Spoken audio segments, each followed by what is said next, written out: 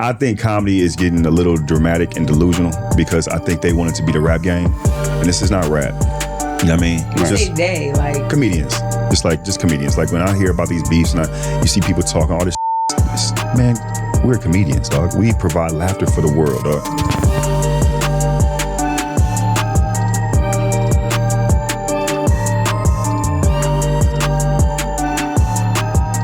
Welcome to What Just Happened. This is episode 12. I am Alexa Layton, and I'm happy to be here with all of my lovely castmates. We got a guest today, a non-regular.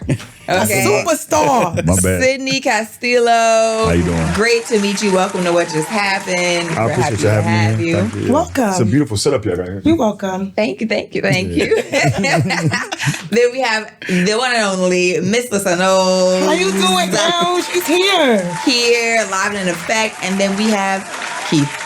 Dr. Keith. I say Keith because he always just says Keith. He don't never say nothing else. So. No, we going to put that doctor credential because you work for that. You uniting people. Ma'am.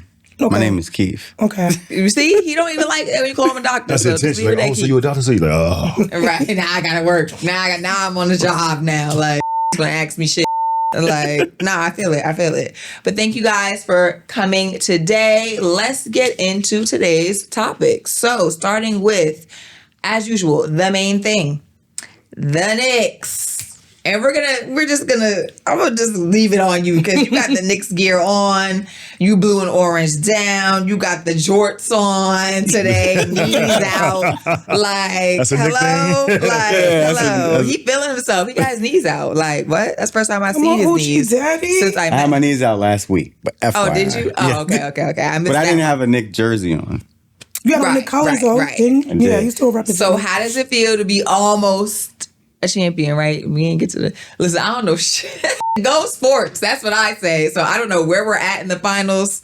I mean, I don't have a feeling about being almost champion. I have a feeling about having won 13 games in a row. I have a feeling about having a team that's competitive. Let's go. And that's the biggest thing for me, right? Is that for a long time, the Knicks never have been really competitive. And so now that we're really competitive and we have like proven finishers, we have, I consider him a superstar. Absolutely. Right? Jalen Brunson, we have Jalen Brunson as a superstar. we need that forehead. Right? We have Cat who is playing at his highest level. I've seen him play on both ends of the court. We got Mikal Bridges, who was a star in Brooklyn, but who is taking on this role as a role player, graciously and humbly. We have OG Anunoby, who is like Obi-Wan Kenobi? That's what I'm saying. The Star Wars is that like you just never know who on that team. OG Anunoby, who is a star wingman and who's also fitting into a role. We have the heart of the team, which is Josh Hart. We have Landry, who is the land of the team. And he like got on the team like maybe like he was on a two-way. Like Right. he didn't even have a contract. Yeah. So we've got Deuce McBride, who is lighting it up, shooting, going crazy, and then we have a deep bench. So I'm excited about all things Knicks in terms of the players and the culture and the city and the impact that it's having on people's hope for better, right? Because that's kind of like the pretext here is that there's a lot of terrible happening in the world, and here's an opportunity for a team that's been terrible for a long time to bring hope. And so I'm not hopeful for Game 3 just because. Don't do that. Trump is going to be there. We gonna work. We gonna work. Okay. Yes, What Trump the did devil get invited to the game. used against us, God gonna make a way. The owner I did think- invite Trump to the game. Yes. So I think that if Knicks fans boo the hell out of this guy and loves that. give him the treatment that he deserves, then we'll have a great game. But if we don't, it's going to be bad. Why would the New York let How you many down? Knicks fans you think are Trump supporters, though? A bunch. A lot. Right. Now that we so know. do we really think he's going to get booed? No, I think he'll get booed. I think he'll still be delusional and be like, they were cheering for me. You know what I mean? I think he'll clearly get booed on the Jumbotron. They will boo him, and then he'll be like, well, the left invented that sound. They were really cheering for me. You had to be there. They loved me. It's crazy. They loved me. I came out there. You would have thought I was playing on the team. I think he's going to go for the photo. I think he still got ego, of course. I think he'll get booed he'll get booed very badly. Yeah. And then I think he'll leave. And then he'll be like, I had to go, and they loved me, of course. I helped him win. He'll say some silly stuff. The typical Trump spin. And you are from Texas, right? Yeah, I'm raised in Texas. How did you feel about New York going into their house and acting like Rick James, like F your couch and just tearing them apart? And like, oh, no, Mama, I'm from Forward. He's not from San Antonio. Oh, okay, but still, how you felt? Because, I mean, I'm from New York, so if I'm from Harlem and I see a Bronx person get beat up, I'm going to still feel some kind of way. So how you felt with your homeboys? Oh, no. See, I'm a Maverick fan, so you hand me a knife, I'm going to stab him, too. Like, I don't want the Spurs to win.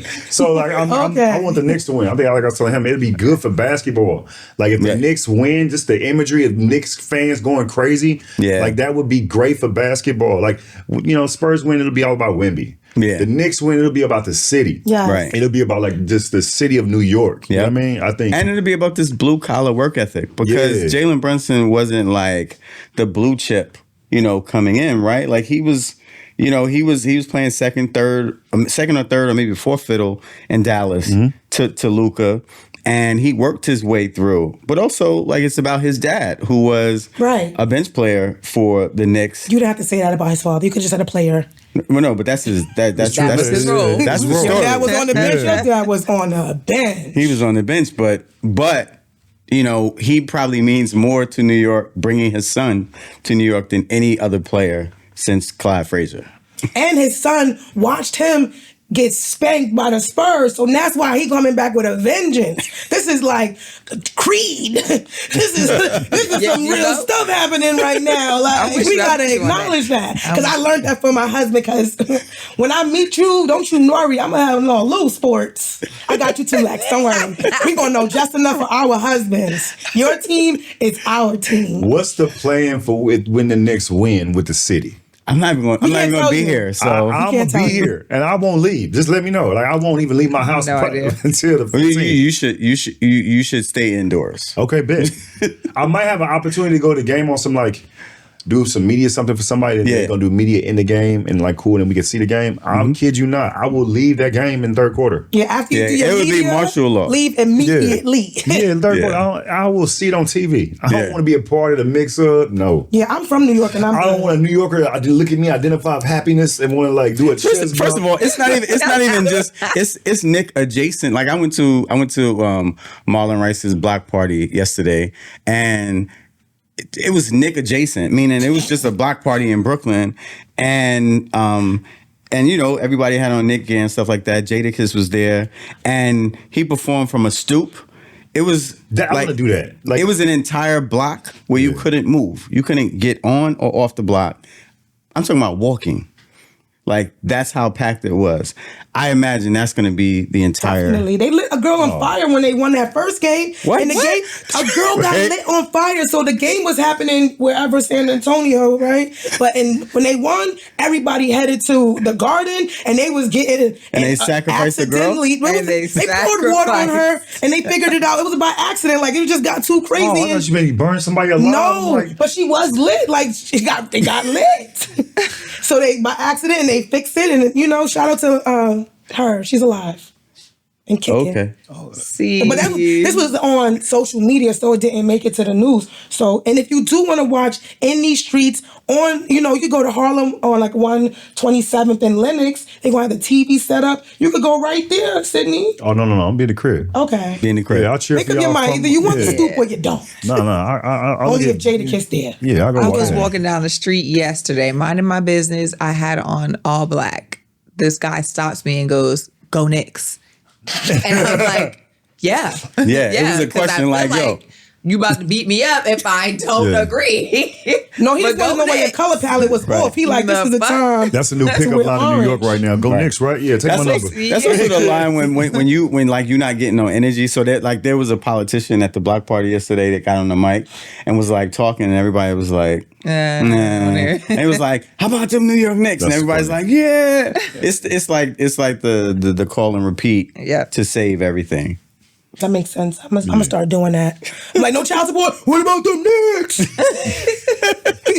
You with me or you not? All right, I got you. Like, you know what? I can find a little time for it, baby. All right. Well, enough Knicks talk for today. Let's get into Rewind That. So there's been a lot of fallout since the Roots picnic fallout, if you want to call it that, particularly Jay-Z's set. Dame is still talking out the side of his neck about his former partner, Jay-Z. And then also Bobby Shmurda has some words to say as well. How does it make you feel? Honestly, me personally, I don't understand why Dame is still speaking. Like, I like, what are you getting out of this besides just a little bit of attention? Like, why you keep coming for this man? Like, hang it up. Go hang out with your grandkids or something. Like, sit down. I don't get it. I really don't understand why he's trying to uphold this beef. I guess, I mean, well, I do. It gives him relevancy. He ain't holding up no beef now. This is Dame. He's keeping an issue happening, but Dame ain't holding no beef. No, Harlem niggas don't hold beef. He's keeping that issue happening. My bad. Like, what you talking about? He's keeping it happening because to be fair, he's being asked. So he's being provided a platform to talk about it because that's the only thing. But he could say no, but like you were just saying, it's the only thing that's keeping him relevant. Nobody wants to hear from Dame. I don't think it's the only thing that keeps him relevant. I think we want to hear from Dame? Aaliyah. First of all, to be clear, Dame there's a lot of cachet to who Dame was and what he has done in his career. I think it's just sad to see his legacy exist the way that it does now because of the way he carries himself. But Dame is a lot more relevant than just talking about, his fallout with Jay-Z. But I mean, you fooled me. But what's your take on? I feel like Dame's always going to lose this here, even when he could be right in any format because the fans love Jay-Z and he's rapping, right? So he's rapping his quarrels and you're ranting, and it's almost like if Kendrick and Drake, they're both rappers, we both want to hear their sides. If Dame was a rapper, get in the studio and respond, it's like after a while, it's just like there's no art to it. Yeah. And so now it's like, I'm angry. I'm going to rap about it. It's like, I need y'all to go sit down in therapy and figure it out and close doors because I don't want to hear about it no more. Right. But it's just that his talent is different. So you care about Jay-Z's because it's like, so if he's rapping, I'm not a fan of just him talking intellectually. So I never will give a damn as much. Even he could be right. So he just got to stop answering questions about that. Any platform, he should just set up, hey, we going to talk about everything but Jay-Z. And whatever else he got going on, maybe focus on that. If they hit Jay-Z, a little quick joke, go back to something else, because they're going to clip you. We live in a world of clipping. Yeah. They're going to clip you looking like a crazy man. Yeah. Over and over again. They're going to clip him. And that's talking about somebody's breath. He wants that. Like, he say that he had cinnamon doodle breath, allegedly. And he's not funny. So it's like even the jokes won't come off weird. Right. Because you're just trying to defend yourself, and that's not your talent, comedically. Right. You're not going to rap. Right. So then you always gonna be put in a position where you're gonna look crazy. Dame is a little funny. He's gonna put himself in a position where he can just show up to a picnic with a freestyle and it's gonna look way better. Right. You know what I mean? So it's like, and listen, there were Dame not funny? No. Dame's not funny. He's not funny. Old Dame isn't funny? Old Dame is funny. Okay. Dame with his teeth falling out of his mouth is not funny. Yeah, that's what it is. He's just a little more angry than funny right now. But he's funny. Never gonna go back to being funny. So he's not funny. This is like indicative of how unfunny he is, because there was lots to joke about with this whole, like, he could have said a lot of things about the Jay-Z, freestyle pop-up, whatever it was, right? But he talked about his breath. That's why I'm saying he's too mad. He talked about the gummy. He might have been able to find some funny. That ain't his gift. Yeah. Like the creative joke on him, like that ain't his. He sound like his age. It sounded like an older man just retorting to something. Yeah, his gift has expired. His gift is expired. It's crazy. Okay? That's crazy. And now Alexa is a foul lady. And now his gift is anger, and that never lasts. Like nobody you could be angry for a little bit, and it'll get people going. But then when you angry for decades, shut the up. Nobody wants to hear that. That's his boy. Like his boy go off to be a billionaire. It looked like you getting crapped on the whole way. It's like he can't really just get into a camera and be like, that hurt my feelings. You know what I mean? Yeah. Hey, it hurt my feelings, and I made some bad decisions. I made some bad decisions that hurt my feelings. I wish we could put it to rest.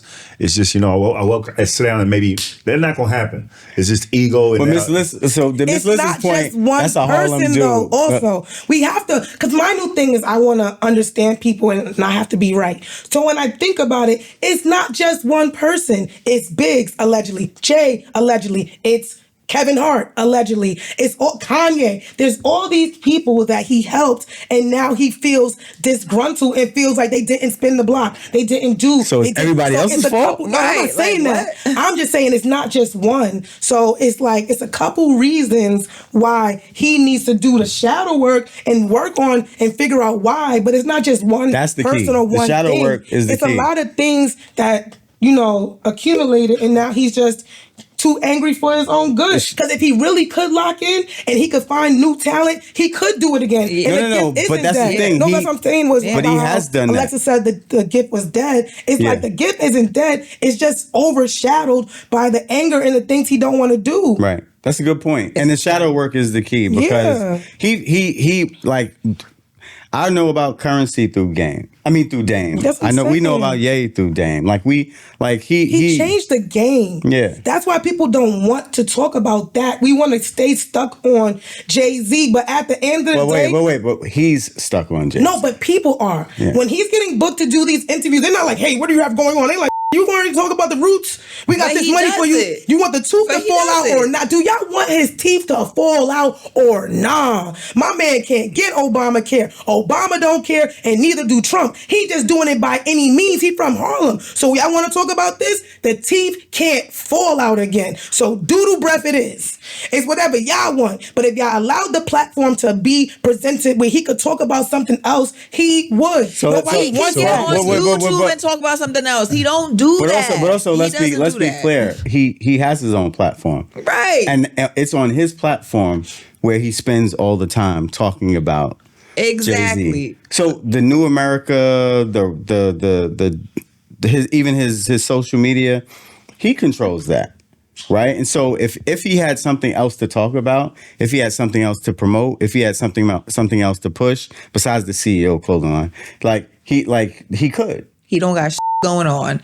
And Bobby Shmurda's mad at Jay too, apparently. So in response to Jay's, his freestyle, I guess Bobby Shmurda got on his socials and was like, sit down, old head. And he had a couple words for Jay-Z. After I read into it a little bit, I'm like, because at first I was like, Bobby, shut the up. But then I was like, oh, his actual grievance is surrounding the fact that when Bobby went to jail, he used Jay-Z's lawyer, and basically Bobby feels as though Jay-Z's lawyer is the reason why he had to go to sit down for 6 years. Right? He feels like his lawyer did him an injustice, and he went to jail. He took a plea and had to sit for 6 years because of Jay-Z's lawyer. And then when he got out, he was expecting some sort of retribution from Jay, and that didn't happen. So now Is he mad at Rowdy at any point? Because Rowdy could have got you up out of there real quick, allegedly, if he would have just, let me mind mine. I don't know nothing about that. You know what? I never know anything about I have some insight. So my partner was Bobby's attorney when he was the first attorney who was, and I know what the outline of what was expected in terms of the time that he was supposed to, do. And then when I saw the time that he got once Alex Spiro, who is Jay-Z's attorney who handled the case for him, it was more time than the time that my partner was contemplating. Yeah. But I don't think that was necessarily Alex Spiro's fault. I think what happened is, as time built, there was more. There may have been a superseding complaint. I don't know this for a fact. There may have been more information. There may have been some additional information that came into the case. It's a lot more complicated than probably Bobby appreciates. And I think it's a lot more complicated than just, Jay's attorney, did him dirty. That's not what it was. It really was. They brought in a white guy because they thought that the white guy, rappers celebrate Jewish lawyers all the time, right? Yeah. So they brought in a white guy. And I don't know that Alex Spiro is Jewish, but he brought in a white guy to handle the case. I've had cases against Alex Spiro. He's a good attorney, but he handled the case the way that he was supposed to handle the case. There's nothing really complicated about that part in terms of the actual plea. But the moving from one attorney to the next, discovery, protocols changing, and then the time passing between one attorney and another attorney, the prosecutors get new information, things change. I hope Bobby and Jay can talk through that process, and they both can get more information from one another. They probably won't. Because y'all be mad at everything but free will. You mad at everybody except for yourself. You that made this decision, got yourself here. It's like the lawyer. They probably won't. The lawyer did it. But yeah, but I mean, Jay-Z is clearly just like the scapegoat, right? Who else is he gonna point fingers at? Right. Jay-Z. So I didn't know all this was happening. I just appreciated the freestyle. I was like, "This is dope. You rapping again?" I was happy. Right. Okay, man. I loved it. And then all this chaos. I was like, I just want to listen to the bars again. Yeah. That's the thing. I was there and I was like, oh man, like I'm excited to see Jay with this new look, with this new, freestyle. Like I was excited for it. Some things though with Jay don't age well. And so we'll see how this how the look ages, but we'll see how the freestyle ages as well. But did he say anything about Bobby in the freestyle? No. He didn't about Bobby. Nobody cares about Bobby Shmurda. That's the thing. How old is Bobby? Damn, Alexa don't care about none of y'all. And I'm not, and no shade to Bobby because I'm not trying to as a I'm not. No one says shade, but no shade to Bobby. Like when I say don't care, I don't mean as a human being. We care about Blackness. Stay alive, Bobby. Okay. We care about Blackness. No bullets. I don't want Bobby Shmurda to be hurt in any way. I'm talking about his relevancy, and it's just sad. Like, I understand the circumstance. You was hot, then you went to jail because you was in the streets. You got caught up, went to jail, and now you're cold. Essentially, well, what I mean by nobody cares is that he's just cold musically because, and it's sad though because I remember talking to my homegirl when Bobby Shmurda went to jail. She was like, "It's okay. When he gets out, he's gonna come back." I'm like, "No." No. To be clear, when he came out, he definitely had there was a window. Anticipation, and it did not happen. Is what I'm saying. I knew that when he came back out, he was not gonna click like how he clicked before he went to jail. Some people can do it. I can't think of anyone on the top of my head right now. Max B. Gucci. Max B. Gucci. Max Little B. Kim. So one, I'm not a Max B fan, but they do have Gucci's one of the good, biggest right? records. Are they good? They have Big Mama Queen Bee. They have a big record right now. It's out.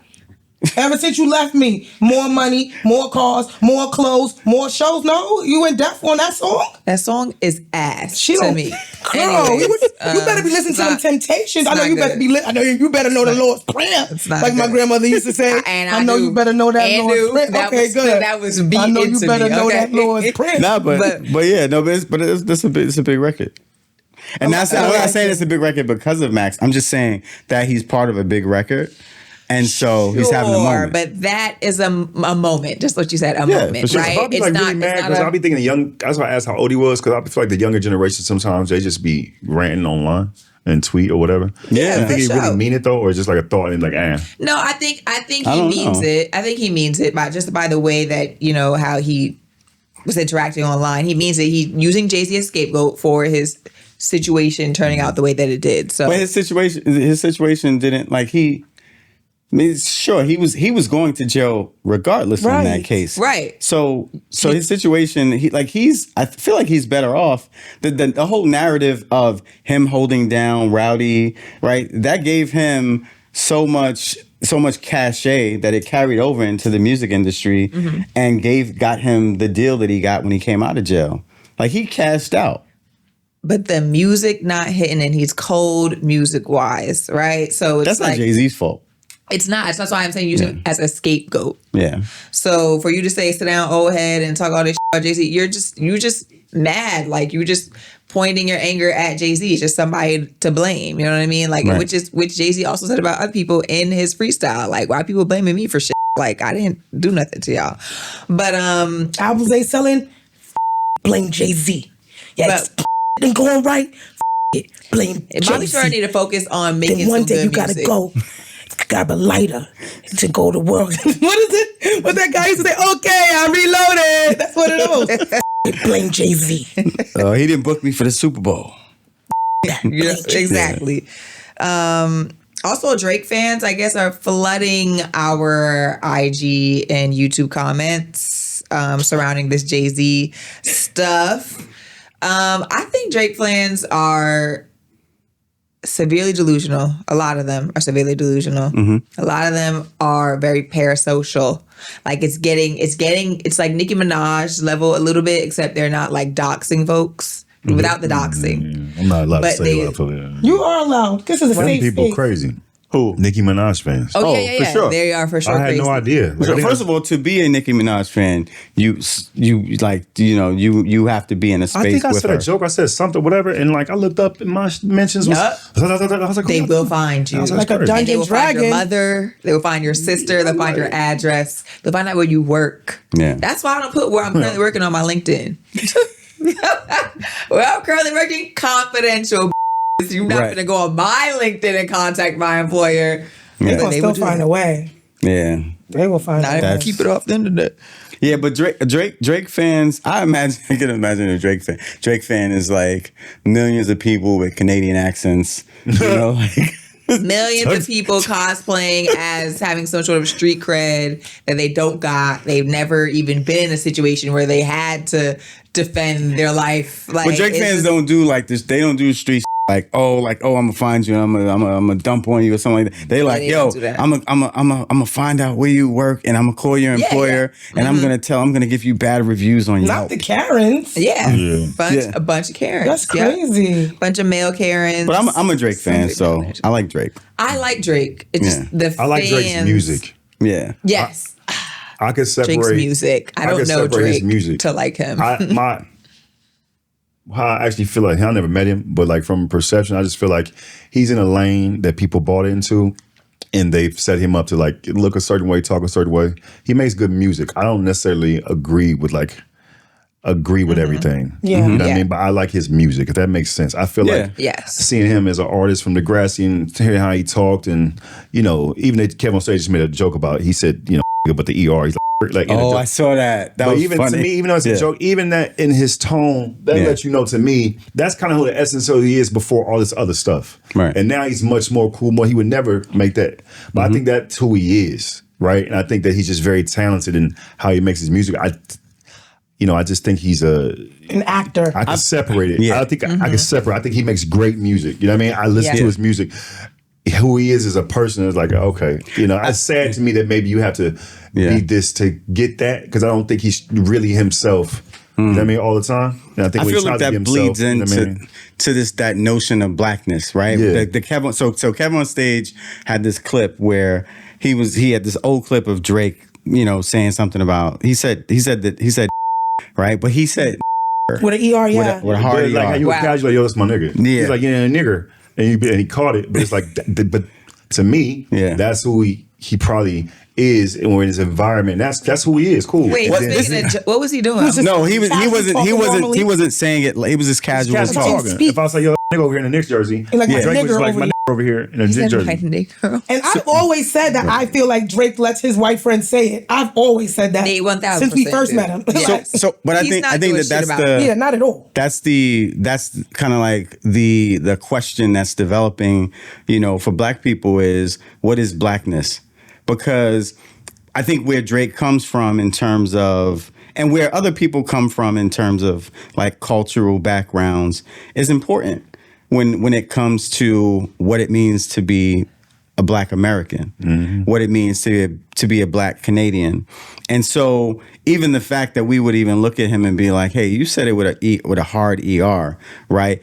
It says something about us examining his cultural background, his historical background, his community, his country. Where's he from? Is he from a community of white people? Yes. Where that, That's what I believe. Right. And so if he's from a community of white people, is that the definition of Black that we identify culturally with? You could never get a good Black experience growing up in Canada unless you're like Caribbean, because Canada is so diverse. Like when you go to Canada, everybody looks like a mixture of something. I've never been to Canada and seen a group of predominantly like Black people that weren't maybe Jamaican or something. You know what I'm saying? Right. So you're not going to get a Black American experience in Canada at all. Like everyone is. Well, you're not going to get an American experience in Canada. Right. So it's just like to expect that from him is kind of stupid because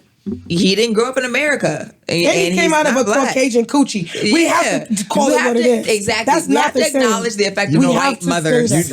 You probably in Canada, you didn't grow up, like, let's say, in American culture, but it's still like and is so like an understanding of the two. Yeah. I think even in Canada, even if you love hip hop, you know, if you love, you understand the difference. I think in your natural dialect, if you're saying like that to me says your environment is acceptable of that. And that's just who naturally you are. And I think hip hop, you know what I mean? And I think him bringing his daddy and let everybody know, I got a Black daddy from Memphis. This is who he is. This is who he is.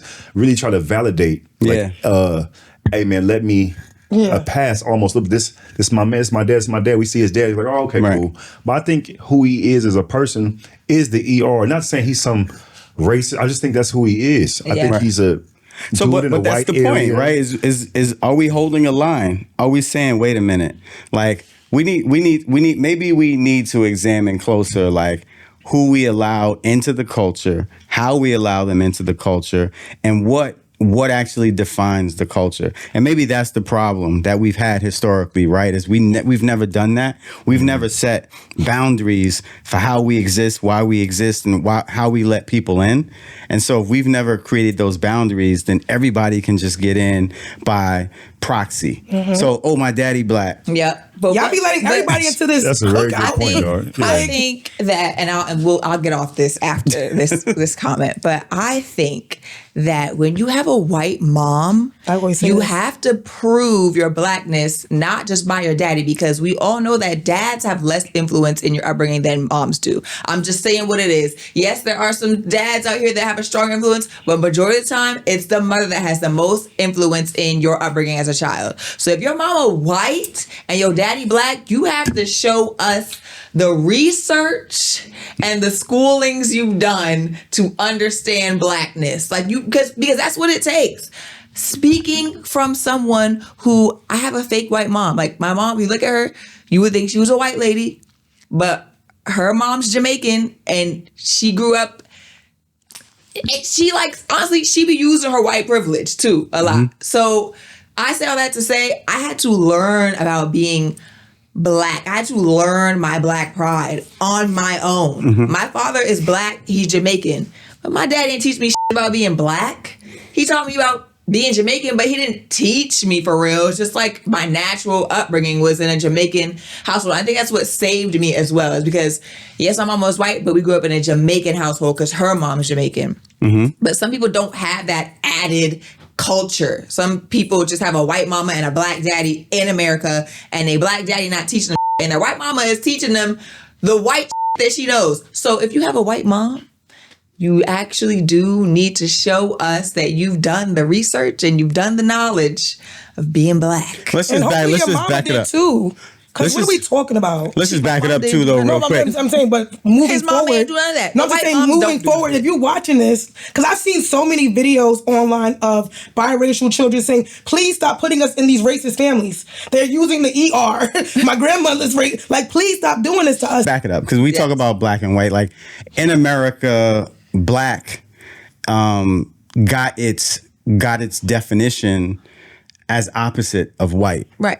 And so black is opposite of white. I think contextually we have to put something on that and saying that. So if we're going to be identified by not being part of the status quo, which is whiteness, well then we need to create a line for how people who want to be part of, this thing that's been called black. How do you become black? And I don't think that it's just like black is a value system, and black is not just a skin color. Because there are people that look that are black, that look black, and they don't carry the values. They are not. There are people that have very pale skin, but who have blacker values than others. And I do think that that's what I mean when I say like we have to create boundaries. We have to create a framework for how we exist. We have to create something to claim. We're the only people claiming the color. White people are like, I'm not white, I'm Italian. I'm not white, I'm this. We the only ones like, nah, pick up crayon, I'm black. And they do that on purpose so that we can't claim something. I'm a Moor. But I mean, I'm a Moor. Obviously that's what white people created this whole discourse anyways. But we're at the point like we can't reverse it. So it's like people need to embrace being black. Like I don't want to. If you don't want to be black, get away from me. You know what I'm saying? Point blank. Period. Please. Like get away from me. I don't want to hear all that. Oh well, black is just a color. Yeah, we know that. But if you don't want to be black, get away from me. Because you know what black stands for. You know what it means overarchingly. If you don't want to be black, get the from around me. But anyways, I want to say something before we go because Sydney, our guest, has so much insight, and you were talking about blackness, and I wanted to know your opinion on the Kevin Hart roast, as far as like that, being that you are a professional comedian, being that you were talking about black and then putting black on. Was it his job to defend us? Because, should he have said something? Because even he kind of stood 10 toes down when he went on the Breakfast Club. It's comedy. He absolutely did. So as a black man, did he miss the mark? Or as a comedian, was he dead on? I think that he should stop doing interviews right now. Right. But I feel like this. I feel like, in comedy, there's two things. You know what I mean? I'm going to speak freely for a second. In comedy, I can understand the mindset that as a comic, you don't want anybody to tell you what you could say as a comic. In a roast specifically, I understand how a roast works, as Kevin was trying to say. As a roast, you're going to say the most vile things that you could think of. That's the whole roast format. And if you're going to have Tony Hinchcliffe there, racist things are going to come. And you're okay with that. You're just not okay with the George Floyd joke because that's tasteless. It wasn't funny. Now, do I know racist jokes are coming? Absolutely. But normally in a roast, you're going to have a setup of comedians that are going to retaliate, right? And so the culture was mad, like, why isn't there no Jamie Foxx? Why isn't there no Eddie Murphy? Why isn't Will Smith there? Why isn't somebody to represent the culture, right? Then you got to break it down, like, because those people wouldn't come on a roast, right? If Eddie Murphy's going to be on a roast and we are opening up anything in that closet to talk about, what are we going to mention about Eddie? Exactly. So if we have Will Smith there, Will Smith is not going to tolerate you making fun of what?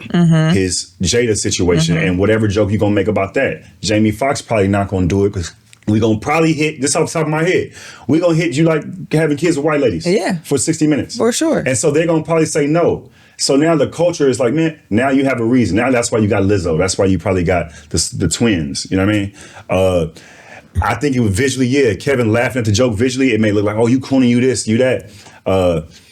I think on the Breakfast Club, I think he's been bullied before. So I feel like he feels like he's being bullied right now. He's like, look, I didn't write the Tony Hinchcliffe joke, right? And I can understand But you co-signed it. Well, he didn't know because he didn't. It's not like you see the jokes before, right? I think people think that you see the joke, you approve the joke, cool. Him laughing at it, I get that. I get what that looked like visually, and it was wrong. Like, that's not funny. It wasn't a funny joke. You know what I mean? It wasn't a funny joke. And he was laughing, showing all his teeth. I do wish this. And that white man. Hold on 1 second. I wish it wasn't a funny joke. I don't think Kevin should have laughed at it. I think and normally Tony would get his ass whooped.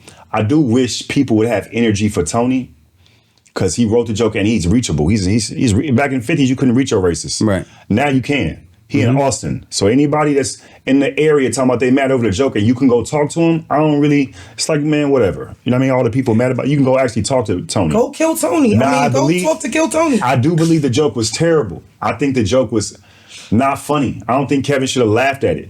I think if you have a dais of other people on there, like Matt, like a cat, we would be talking about the retort of they killed that boy Tony. They, like she did. But I think the pushback I think for me is that most people who are fans don't have the platform, right? Kev has the platform. It was said in a joke that was supposed in a space that was supposed to be honoring him, right? So when we see our black comedian, again, black is this really like operative term now, right? Because like, are you upholding a black value system? But when we see our black comedians like Kevin Hart, Tiffany Haddish, right, and we see how they shuck and jive in that moment, it feels like they're not holding the line. And this is what I mean by we gotta start demanding that the people that we place on these platforms, that they hold the line. And so I don't expect Kevin in the moment to necessarily have the answer, because he's not even funny to me. So he doesn't have I'm sure he needs writers to figure out how to do that, right? But I think that after some time, after you've had a day or so, you should be able to say, you know what, I want to show honor to the victims. I want to make sure that I center them in this response and make sure that it's about them. There's a way to communicate in a way that shows that you understand the issue and you also understand your responsibility to the issue. I agree with that. Can I say something to what you said before? You say something again. Because you had said that about him not interrupting or saying anything, but what's that white man's name that had a rose? You talking about when Tom Brady interrupted old boy? So how come he couldn't? He had a micro to stop. I'm explaining to you. The Tom Brady roast. You all have rules of what you can't talk about, right? So Tom Brady's do not talk about my kids. That's everybody co-signed. Do not. You can talk about whatever. Don't talk about. I'm sure they signed agreements on that. So they signed agreements on that. So when old boy goes up there and says somebody's kids, he walks up to him. Don't do that again. That's because it's about my kids, right? Right.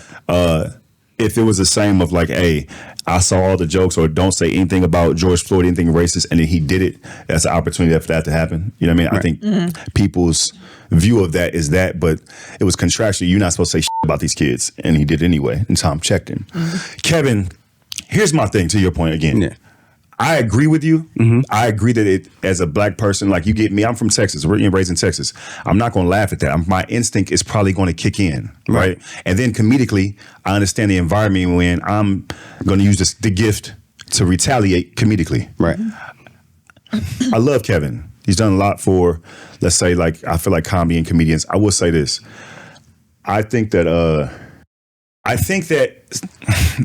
the fan, black fans specifically, are always going to be let down when we expect things that people haven't shown us throughout their whole career. That's true. I think that if you look at a Jim Brown, you look at a Kareem Abdul-Jabbar, and over the course, you identify these people that stand the line and be like, yo, Muhammad Ali, right? I think automatically, because we have these figures, there's an expectation on a Kevin Hart. Right. And if you look at Kevin, at least for me, much as I love Kevin, I knew Kevin doesn't do that. Right. He never has. When Obama was running for president, that's a pivotal moment in the culture that a black man could win the presidency. And there's no joke about it. There's no point of view. I knew then, no disrespect to him, that's not going to be, he doesn't even address things like that. Right. Anything he's not going to be on the front line of the Democratic Party saying, please vote for him because Trump is crazy. He's never been that dude. So, you see Z-Way's interview? Who? Z-Way. Z-Way did an interview. She does these parody interviews. And she interviewed Kevin Hart. And so the question was, she started with so who are you?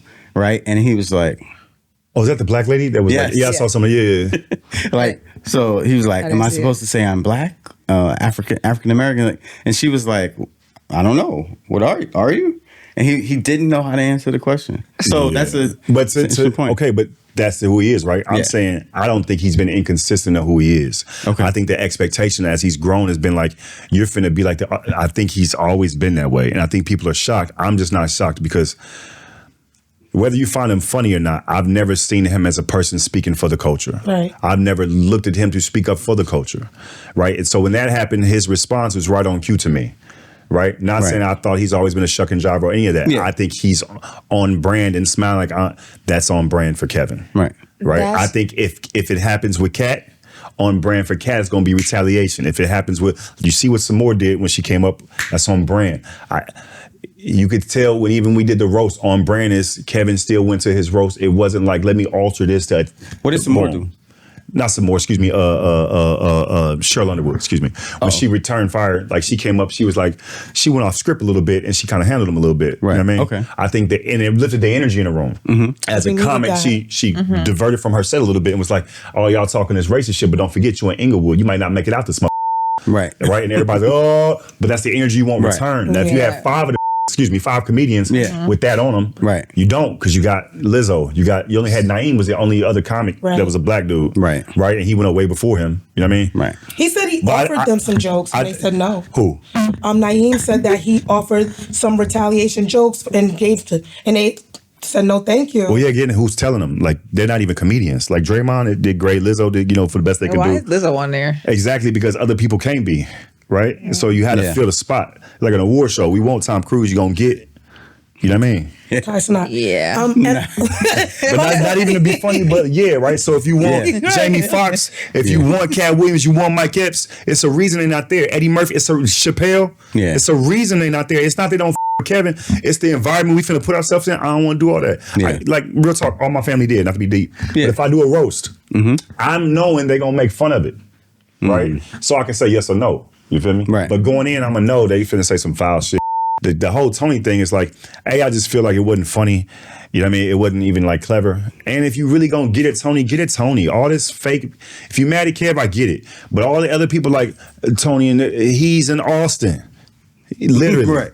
We don't live in, my dad was born in 1932. You couldn't get to, if you that mad. Right. Any comic that feel away. I ain't saying go hurt Tony. It's not what I'm saying. Right. I just don't, and not the era where like I'm upset, I'm gonna play, I'm gonna make videos, I'm gonna do all this shit. The is a flight away. I mean, you could buy tickets to the show and like, can I talk to you, Tony? Right. If you that mad. Oh, I would love that. I'm talking about you. I'm talking about certain people that's like, Tony, bruh. Yeah. You know what I mean? Yeah. That's like me and you having an issue and I'm mad at you. And then I go back to LA and I'm on threads.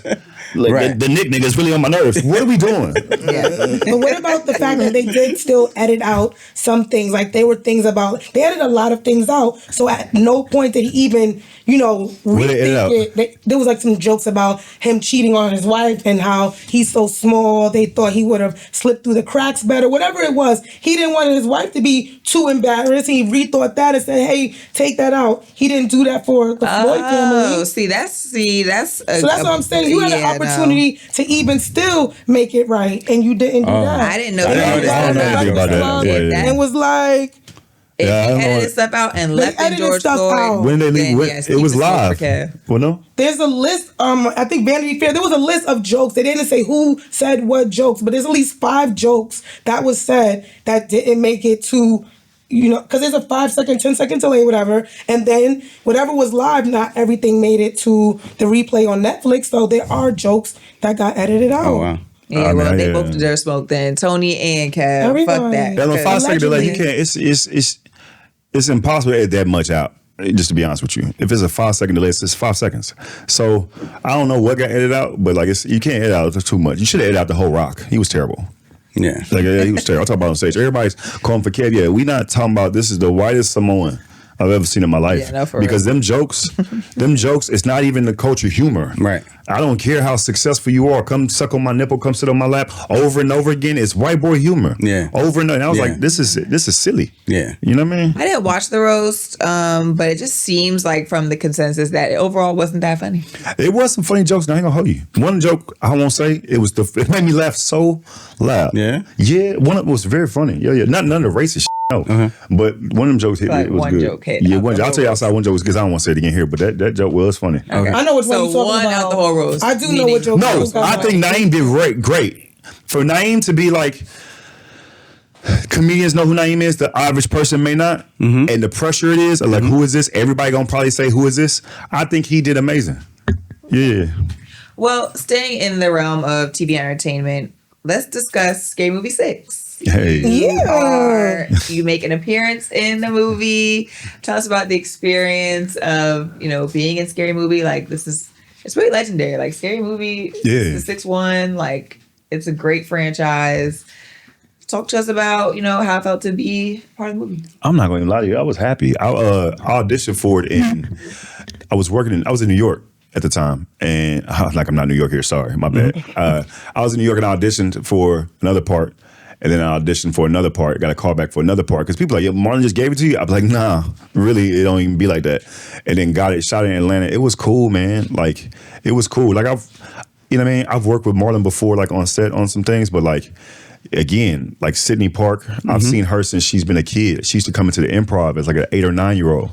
And her dad and mom's black, is a director. You know what I mean? So I've seen her for a long time. And I remember getting in a makeup chair. I haven't seen her in years. I just saw her like blowing up. Like, damn, we do makeup. And they say, Sydney. And she looks and she's like, hey, I was like, yo, I haven't seen you since you've been like, you've been doing so well. So that was cool. And it's like being on set with like, I started comedy with Damon Jr. So it's like almost like I would equate to like the All-Star game. We don't see everybody because everybody working and then you can see everybody. Yeah. That way I hadn't seen Sean in forever. Sean is so cool. You know what I mean? It was cool. Then I had lines. And it's like when you're working, it's fun, but you still gotta be professional and all this is expensive. All this. So even though like 3 or 4 lines, it's still a professional. You don't be flubbing. You know what I mean? So it was fun. You know what I mean? It was fun. It was fun. Now look, afterwards it's like this with movies. I don't tell nobody nothing. You know what I mean? Because you don't know if you get cut. You don't know. Right. 4 lines. You don't know. Right. And then I hit him and I'd be like, yo, what's up? How you doing? He's like, Sydney, I'm still editing. Because he know what I'm calling. Right. And then he hit me. He was like, yo, you made it for real. I said, for real? He was like, yeah. Still didn't say nothing because you know what I mean? Yeah. And so I got to go to my first red carpet. That was cool. Like, you know what I mean? I'm not a dude that like need attention. I'm kind of introverted, low-key. Yeah. The stage is where I like express. So the red carpet is like all the big celebrities going. You know what I mean? Boom, boom. And I'm sitting there. And then Steve was like, he worked with Marlon. He was like, tell him you. I said, tell him what? And he was like, Sydney's in the movie. And they don't know what that means. It's like, okay, they wrote me on the board. Now this is funny. They say, we have Sydney Castillo. Right, now look. In your head, it's going to be like... Right. It's not that. Let me tell you something. That's for the stars. They're like, we have... what's his name? And then you go to the next. But to see everybody, I was acting like a... You know what I mean? I was happy. I was on the carpet doing this, like talking to my homeboy who was behind the cameras. And then I look up. I'm on Entertainment Tonight. It's the lead. She's like saying something deep, like, this movie meant so much to me, and just because the franchise and Keenan believing in me, it's me in the back, like, yo, like talking to another homeboy. So that experience is cool. Like my friends hit me back up from back home, hit me up. That's all cool. I love the Wayans family. I feel like they don't get enough respect and credit just as pioneers and for people that moved through the industry and never, wavered. They always were integrity-based, even leaving and living color because contracts and whatever it was. They're good people. They're just really good from New York. And a fan. Yeah. And even they are the reason why the halftime show is what it is. They just did so much for the culture. And even, are you cool with because you said when you call him, is that Marlon? Is him when you say him? Yeah. So how did you guys meet and, how did that develop? He started comedy. Like I knew Damon Jr., 23 years old, and Marlon started comedy. He would come to the pizza clubs. He would do all the open mics. And to me, not to be funny, now he a young comic. Yeah. You know what I mean? He's Marlon, but he would never bump nobody. He earned people respect just because in comedy, it's like he could come up and literally be like, I'm Marlon, I'm going to go before you. He'd put me up after everybody. I don't want to bump nobody. And he was just really cool. So then I did it in Living Color. It was supposed to come back in 2011. And this is really why I don't tell people nothing. And I thought it was going to come out. I tell everybody back home, like, who we on? And it didn't come out. Right. You know what I mean? So a little bit of rapport with him there. I did a show called Funniest Wins in CBS. He hosted it. I ended up winning that show. And when I won that show, I ended up going on the road with him shortly thereafter. And then we started kind of building a friendship in maybe 2015. You know what I mean? Dope. But from a perspective of he's famous, but in comedy, it's like me trying to help him in comedy. He has famous brothers and all that insight on the road if I'm there. Whatever I can help him in doing. And in turn, I learned from him really about how to handle your business as a professional. Yeah, he's famous, and I think what I learned from Marlon though is, let's say we got press in the morning. Press is at 7 a.m. Cool. He never gonna be there for press. As soon as he walks in, he's on. But he's on purpose to sell tickets. You know what I mean? So it's like as soon as he walk in, he gonna hit your jersey. He gonna hit your shoes. He gonna hit your dress. He gonna hit your look. You might not get to your first question. He don't care. He making everybody laugh. He's gonna buy tickets. Right. And at the shows at 6, every day at 4 o'clock. The show is 6. At 4 o'clock, he in the gym for an hour and a half. I'm not even you. And I'm like, I'm not going. Bring your fat ass. I used to be heavier. Right. He there. So his work ethic, and then like he does his shows. Cool. Then he's like writing. You see him writing in the car. You see him writing. You be like, but that's every day. So if you're learning something from Marlon, like working with him, you see how to be professional. You know what I mean? You see how to handle your business. You see the goofy you see the goofy stuff, but like you see so much of like why he is in a position of how he is. I'm so inspired by show Keenan. business. Keenan. Hey, listen, I would say this last thing. We did in Living Color. This is what I learned. This is what I learned. Keenan is the director. Now, look, Keenan is the reason I got on that joint. I was a guest star. He liked my character. All the other white people didn't get it. Right. He got it. Keenan come on set. It's like whoever the Hall of Fame player, the best you ever, the Jordan, Keenan. That's Keenan. I remember Marlon was like saying something to an actor like, hey man, this time, Keenan walked on set, one director. He wasn't being disrespectful, whatever. When I tell you, the Marlon words stopped mid-sentence. Right. And everybody went back, and Keenan came up, and he was just like directing. It's like, you in awe. It's like, that's Keenan. Yeah, Keenan is the Hollywood Shuffle. Like, Low Down Dirty Shame. I'm gonna get you, sucker. Yeah, I had to write a script for them, and Keenan is for Keenan's reading it. Damon Sr., Marlon, Sean, Kim Wayans in the room. And they I think it's funny. I wrote this for 2 days. I just been working on this sketch 3 days. Give it to him. Keenan.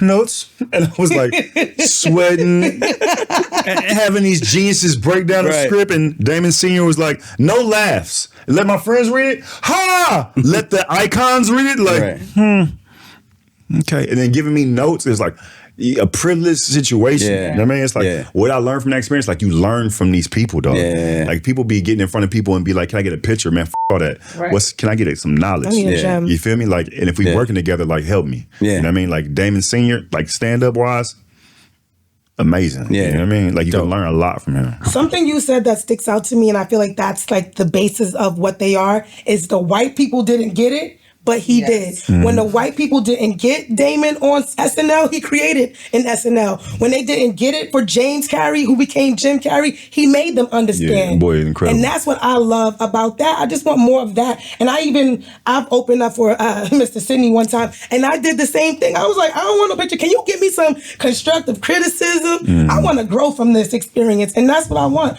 More of iron sharpening iron, and black people doing it when they don't get it. That's why we love you, Red Summer TV. Thank you. Damon Sr. was like, stop standing to the back of the stage. You tall. You know, stand up closer to the stage. You being nervous back there. It looks like you need to get to the front of the stage. I'm like, at that time, you're like, yes, sir. Right. Anything you say, sir. Yeah. Aye, Captain. Yeah. And they don't do the nepotism. I mean, they do, but in their own way. You got it. They make their nephews, nieces, and all that audition like they did for Sydney. Oh, yo, I want to say this on camera because I'm happy for Buddy. So Greg is a star in the movie, man. His name is Greg Wayans. I didn't watch Greg be like a stand-in for Marlon on different shows. He's a stand-in. He had like maybe one line. And I thought while we were working, I thought Greg was, again, like maybe doing like I had 4 lines. I thought Greg was probably the same. And it wasn't to the premiere. I looked and I saw Greg. I was like, yo, I didn't know. He's like, yeah. I said, dog, I was so happy for him because you just watch the maturation process of like getting to that point. Right. So shout out to Greg, man. If y'all He go probably follow didn't him, want to tell nobody either. He probably wasn't in Living Color too. He was like, let me not. No, he's younger than me, dog. He wanted a younger way, but like it was Yeah. good to see. Like I had no idea. It was good to see him hold his weight and like he did his thing. I was very, very like genuinely like happy for Buddy. Yeah, I love the Wayans. I grew up That's just what's like idolizing that whole family. Do you feel like there seems to be a lot of like comic beef happening right now? That's crazy. You asked. I was just talking about that. I think this is what I think. I'm gonna be honest with you. I think comedy is getting a little dramatic and delusional because I think they want it to be the rap game, and this is not rap. You know what I mean? You say they like comedians. It's like just comedians. Like when I hear about these beefs and you see people talking all this shit, this man, we're comedians, dog. We provide laughter for the world, dog. You know what I mean? I might not like somebody. I will never get on this mic and tell you who it is. I want you to come see my show. I'm gonna tell you about my point of view of the world. All that You know what I mean? It's like NBA fighting. If you really want to meet up, go meet up. Right. Ain't nobody gonna do that. Right. Right. Did it switch? Like, wasn't there like a fraternity brotherhood at some point? It still is. It still is. Like that's why it's for some comics, we understand the Kev thing, like how the world views it. But the frat is like, because we do love him and how we've seen him like do all the positive shit. It's like I say, I agree with you, man. But I think it is still a frat. You know what I mean? I think we just focus on success. When you working, you ain't got time for the and when you're doing the you could tell who's working. And not to be funny, but I think it's getting silly. Like nobody, I'm from Texas, dog. If you really want to meet up, let's meet up. Not that I'm 44, I'm not trying to fight nobody, but I'm definitely not going back and forth with you. And I think in comedy is getting to these like beefs that are just unnecessary. Like some of the funniest people in the world, you don't like each other, who cares, man? Talk about something else. I blame social media as well, though. I'm newer in comedy, very new, but I'm very ancient in media. And people always tell me things, and I do choose to stay out of the mix, but I see a lot. And we're in a time where these clubs, and they see social media as so important. And they look at numbers. They don't look at noise though. Like you got but they're using it for the attention. Like I've seen top comedians or comedians that are growing giving a platform to lower tier because they know it's going to drive the algorithm or bring attention or whatever it is going to help them in their mind is bring more awareness to their social media, their platform, their whatever, so that they can hopefully sell tickets. But that shouldn't create no beef. That's just a decision. No, they're not creating beef. They're just leaning into it. Yeah, but like as far as beefs though, I just feel like beefs they're not really productive. You know what I mean? It's like at all. Especially if we trying to. In comedy, it's like at least in hip hop, if you don't like me, you can go on the track and the whole world waiting to see if I'm gonna say something back, and then we waiting on you. That's the whole art of it to me. Right. No one's waiting that in comedy. No one's waiting for a cat to do a joke and like, oh, let's see if such is gonna respond. No one's waiting on that. Unless they you could do a roast battle. Yeah, but it's still like, to me, it's like, let's get back to the root of this shit. You know what I mean? Which is like, I don't want to talk about beefs like on podcast. Talk about like, I've been through a lot. I'm making people laugh. I need y'all need me. Like it's a lot going on in the world, like you said. So you come to my show for an hour and a half, we finna laugh our ass off. Who I like, who I dislike. I text Mojo Brooks literally 2 days ago. Stop arguing with online. You just driving an algorithm. I literally said, I said, stop arguing. I said this, I'm petty. I think you're wrong. I said, but stop arguing with online. I said, you're selling out. You're funny as Stop arguing. Don't even go back and forth. I don't know the backstory. Yeah. Well, it's just he had said something about comedy and everybody was like going chipping in, and it's like, who cares? It's like just literally Mojo is selling out across the world. Focus on that, bro. Anything else saying it's noise. I used to be telling people Jordan in the game, he can't even hear Section 312. That's what noise is to me when people talk about all this extra shit about comedy. Just focus on the game. You know what I mean? And focus on just getting better. Just stage time. All that beefs and the state of comedy, people be trying to have deep conversations. Dog, shut up. I got a show tonight. It started with Club Shay Shay, though. It started when Cat Williams, I agree. opened that floodgate and everybody said, wait, this. So I don't think Cat, this is again another thing where I think the platforms have to be responsible. Shannon Sharp, he pretends like he's being curious, and he pretends like he's being a young lady. Williams. Cook right now. And so, I be saying on stage, it's obvious. The people don't understand or know that he's pretending. He's literally stoking the flames. But to your point, he's pouring gas, pretending it's water. He doesn't even like do it in a covert way. Like when he asks him this question, you think he knows what covert means? But to her point, I think Cat Villa did that for him. Messy, but he'll be like, I ain't trying to be messy, but you are trying to be messy. Like you are. He hit a gold mine on accident. He interviewed Cat. Cat starts spilling all this stuff. He's like, it did so well. I think it did it broke 50 whatever views. Yeah. Then it became almost like what's a thing. We'll have so then he had like the next 3 or 4. Yeah. The next 3 or 4 people became that. And now it'd be like, damn, comedy. Now the conversation is comedy beefs, and it's like, nigga, people don't like each other in any workplace. Yeah. You know what I mean? And that's fun. But that platform and it really, it hurt to me, like the image of comedy. Because now it's like, we all beefing. You know what I mean? Everybody know about them beefs already. That's in comedy. But that's what the algorithm is doing, right? It's producing slop.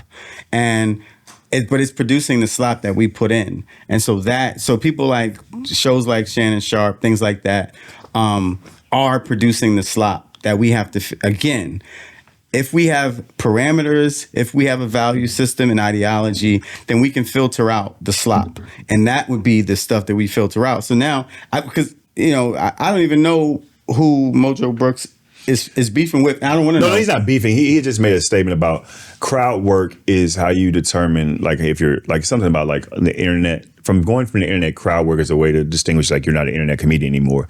And the older comedians basically like, no, jokes will be always the way. Right. And then his standpoint was like, well, then how come people writing jokes ain't selling out tours? And so that's when I text him, hey, stop arguing. Yeah. Because, like, to me, it's like, you don't have to get in the back and forth of the minutia of, like, just he's doing very well at a high rate. But it would be really dope if we had such a sophisticated audience group that or populace that they would just be uninterested in stupid Yeah, right? Like, it would be really dope if, like, Shannon Sharp is like, I want to have Cat on for part 2 and got 3 views. Yeah. That's what we were talking about earlier when we were saying about people booking Dame Dash for the nonsense. Yeah. They don't want that. Yeah. They want the nonsense. You think I want to be up here acting crazy? No, I want to be ready. No, I'm going to give y'all what y'all want. Yeah. Y'all want a little, okay? Well, staying in the realm of showbiz, the drop, A Snowfall Saga, will be coming out soon. So that's the spinoff to Snowfall. Oh, man, about that. Shaking his... I missed an audition for that. Yeah? Not for like a lead, but a role. I missed it 'cause I had a show. And then it was another audition. It ain't like they call you back for 2, like maybe they like you. And I couldn't do it. And like I was like, and I was like, man, I really want to be on TV again. I was like, man, I wish. I'm like, damn, sorry. It's all right. Well, now you in a movie, baby. You in a motion picture, baby. Yeah, you in a movie. They gonna be calling you. It's starring Gail Bean and Isaiah John. Do you guys think it'll be as good as the original? Who's directing? Let me look. I never watched Snowfall. I watched Snowfall. No, I don't really watch television. Phenomenal. Snowfall was fire. Yes. I'm like, I ain't gonna lie, I don't watch a lot of TV. Yeah, I get in like trouble for it. I don't want to. I don't watch a lot of TV, but I watch to feel authentic. the stuff I don't want it to be like lateral thinking by accident or close to. I like if I'm gonna watch something, it's gonna be classic TV or maybe a doc. But so Snowfall. So the thing about Snowfall was that it was like such a good storyline because it followed the CIA, the U.S. government's infiltration into urban areas with drugs, and the CIA's participation and partnership with drug dealers in urban communities to flood them with drugs so that they could use that cash to support foreign wars or support covert operations in other countries. And so the storyline, the backdrop by John Singleton was it was a really phenomenal show with really good acting and writing. D-Ray was on, yeah. Obviously John Singleton, God bless the dead. We love John Singleton. Rest in peace. Yeah, he passed away. So that's like the storyline. So the idea that they would come out with a movie to, that's kind of like a spin-off of it is interesting, but I'm nervous because the show. Oh, it's a series. Okay. I'm nervous because the show was so good, but John Singleton is not here to guide it. Who's writing it? Is it the same writer? Who's writing it? I see executive producer Malcolm Spellman with original Snowfall producers. Have you watched The Chi? I haven't watched. I've never even seen The Wire. If you've seen The Chi is probably like the deepest dive I've seen a show do in terms of production quality and content. When it started, I was like, oh my gosh, like Lena Waithe is like, she's got it. And to see where it is, so Luke James is too good of an actor to really be on that show. Yeah. And so is Jason Weaver. Like, so they have really good actors, but the writing and production is so terrible, but it's such a deep dive from where it started. And that's my concern with seeing Snowfall, because Snowfall's production value was so top tier. The acting was so top tier. I just don't want to see that story be told down here. I feel like I saw Snowfall through clips. Like I seen teaching men how to squabbles and so you never, the other dude when he said buddies. Yeah, all that. I feel like I've seen that show over clips. That's all but I've the seen. show is actually. Now And here's that's why amazing. you talk about like the last season, but the first 3 seasons of Snowfall, Amazing. You can't touch. Yes. Yeah. I'll go back and watch it. Yeah. Hopefully, I'ma it's say that for good. my husband, I love too. Gail Bean. I like Isaiah as well. I'm happy that they're working. I actually liked their characters and their storyline within Snowfall. Yeah. So hopefully it's good. I have a big. That was the aunt and the uncle, right? Huh? That was the aunt and uncle. No. So Gail. Oh. Remember Gail became a crackhead, right? So Isaiah, she was dating him, and Yes, and he moved to Ghana. He well, went to that's- Africa? well, Okay. that's Like Gail went Nas and to Belly. Africa. And Yes. then she was trying to get him to come, and he kind of hesitated. And then I think at the end, he eventually went. Oh yeah, I'm vested. I want to see. I like I think my problem is I like don't judge. I like sociopath shows. Like Dexter was my Oh wow. like I that. don't judge here. Yeah. I never watched that either. I never watched any of these shows. See, now let me pitch Dexter like y'all pitch y'all. Do it. Dexter is about, let's say, a small child who had a fixation with like killing small animals, and so his dad was like knew he was different, so he just like he honed that skill. So now he works for like the forensics department in like the police station. So blood splatter, he could tell like how he was killed and all this jazz. But the thing to him is, let's say you killed somebody and he figured out it was like of malice or whatever, he would find you. He would find you, and then you would wake up. And you would be in this room tied up, and it would be pictures of you everywhere of the crime you did. And then he would mutilate you and kill you. Oh, so he was like a vigilante. We like that. And then somebody on the force in the first season, Dokes, he was the over-aggressive actor. Like, I know you. He's like, I know you're up to something. He ended up killing him like one of the season finales just because he was getting too hot.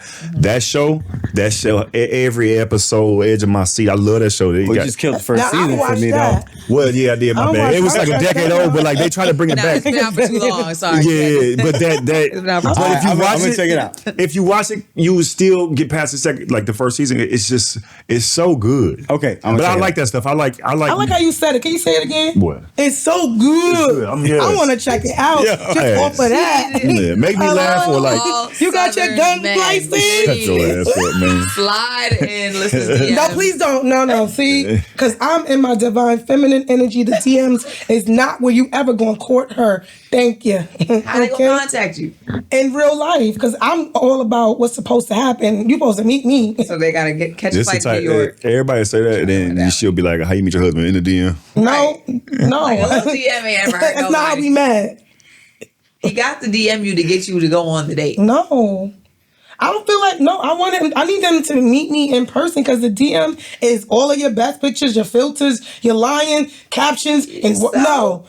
First of all, I don't even want to know about typing. I need to hand you a piece of paper and a pen, and I need you to write in script. I need to know cursive. Can you write in cursive? Yeah, I I can do don't that want to on know this. FaceTime. I need to know what you do when a pen and paper is in front of you, and I'm gonna tell you. I need to see your You gonna autograph hand him a note card so he to can read write this this. I need to sentence? know if you can write. Yeah, all of that. Read this paragraph real That quick. can't happen I on think the that's a internet. honestly, I think that's I a need great you to be in my litmus test. face. Pause. That's crazy. That's a great litmus. Can I have your number? test. Can you read out loud for me real quick? No, first? I do that. This That's paragraph crazy. But don't use your That's finger. crazy. That's crazy. Don't let the finger. No. Don't use your Nowadays, finger, Mavis you Beacon. have to do it. I need you to read this aloud right now. Okay? It ain't no DM because you already. The problem is it's a direct message. You even saying DM is the problem. I don't want no abbreviations in this relations. No.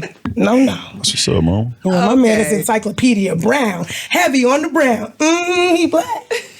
Well, I don't have anything else for today's episode. I don't know if y'all do. Nope.